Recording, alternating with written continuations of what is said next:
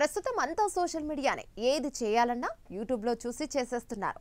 దీంతో ఈ మధ్య కాలంలో యూట్యూబ్ లో చూసే చాలా మంది వంటలు నేర్చుకోవడం దగ్గర నుంచి పెద్ద పెద్ద కాంపిటేటివ్ ఎగ్జామ్స్ కు కూడా యూట్యూబ్ ద్వారా ప్రిపేర్ అయ్యే క్రాక్ చేసిన వాళ్ళు కూడా ఉన్నారు. ఇక ఇదే స్థాయిలో నేరాలకు సంబంధించిన పాఠాలు కూడా యూట్యూబ్ ద్వారానే నేర్చుకుంటున్న సందర్భాలు ఉన్నాయి. యూట్యూబ్ లో చూసి మర్డర్ ప్లాన్ చేసిన వాళ్ళు, బాంబులు తయారు చేసిన వాళ్ళు కూడా ఉన్నారు.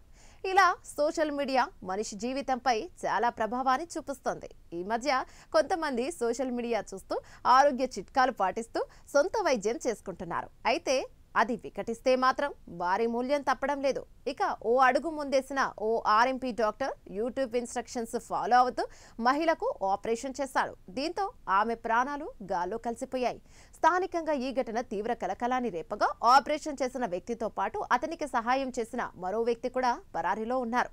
ఇక వివరాల్లోకి వెళ్తే దారుణ సంఘటన ఉత్తరప్రదేశ్లోని బారాబంకీలో చోటు చేసుకుంది. బారాబంకీ చెందిన తెహబహదూర్ రావత్ భార్య 38 ఏళ్ల మునిష్రా రావత్ కొంతకాలంగా కిడ్నీలో రాలు సమస్యతో బాధపడుతోంది. దీంతో తీవ్ర కడుపు నొప్పితో ఇబ్బంది పడుతున్న ఆమెను డిసెంబర్ 5న కోటిలోని శ్రీ దామోదర క్లినిక్ కు తీసుకెళ్లాడు ఆమె భర్త. అక్కడ క్లినిక్ ఆపరేటర్ జ్ఞాన్ ప్రకాష్ మిశ్రా ఆమెను పరీక్షించిన తర్వాత కిడ్నీలో రాలు ఉండటం వల్ల కడుపు నొప్పి వస్తోందని చెప్పాడు. వెంటనే ఆపరేషన్ చేయించుకోవాలని, లేకుంటే చనిపోయే ప్రమాదం ఉందని హెచ్చరించాడు.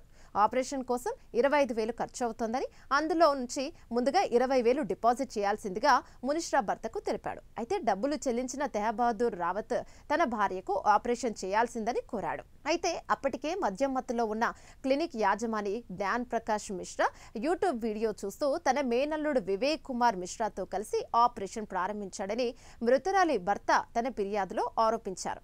సర్జరీ సమయంలో కడుపులో లోతైన కోత పెట్టడంతో పలు నరాలు తెగిపోయి తీవ్ర రక్తస్రావం అయింది. ఇక ఓ సాధారణ ఆర్ఎంపీ వైద్యుడు కావడంతో, పైగా మద్యం మత్తులో ఉండడంతో అతడికి బ్లీడింగ్ ఆపడానికి ఏం చేయాలో అర్థం కాలేదు. ఏదో విధంగా రక్తం పోకుండా ఆపే ప్రయత్నం చేసినప్పటికీ కొన్ని గంటల్లోనే ఆమె ప్రాణాలు విడిచింది. బాధిత కుటుంబం క్లినిక్ ముందు ధర్నా చేయడంతో విషయం కాస్త పోలీసుల వరకు వెళ్లింది. పోలీసులు, వైద్య శాఖ అధికారులు క్లినిక్ గురించి ఆరా తీసి ఎలాంటి అనుమతులు లేవని తేల్చారు. దీంతో మృతురాలి భర్త పోలీసులకు ఫిర్యాదు చేశాడు. ఇక మిశ్రాకు అతని మేనల్లుడు వివేక్ కుమార్ మిశ్రా సహాయం చేశాడని, ప్రస్తుతం రాయబరేలీలో వివేక్ ఓ ఆయుర్వేద హాస్పిటల్లో ఉద్యోగం చేస్తున్నాడని తెలిపారు. ప్రభుత్వ ఉద్యోగం చేస్తున్నప్పటికీ అక్రమంగా క్లినిక్ నడిపిస్తున్నాడని పోలీసులు తెలిపారు. అయితే నిందితులిద్దరూ పరారీలో ఉన్నారు. దీంతో శ్రీ దామోదర క్లినిక్ ను సీజ్ చేసిన పోలీసులు నిందితులపై నిర్లక్ష్యం కారణంగా మృతికి కారణమయ్యారన్న ఆరోపణలతో పాటు ఎస్సీ ఎస్టీ అట్రాసిటీ నిరోధక చట్టం కింద కేసు నమోదు చేశారు. కేసు నమోదు చేసినట్లు తెలిపారు.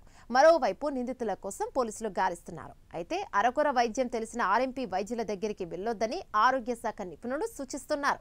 ఇక అదేవిధంగా యూట్యూబ్ లో చూసి వైద్యం చేయడం, వైద్య చిట్కాలను పాటించడం కూడా మంచిది కాదని చెప్తున్నారు.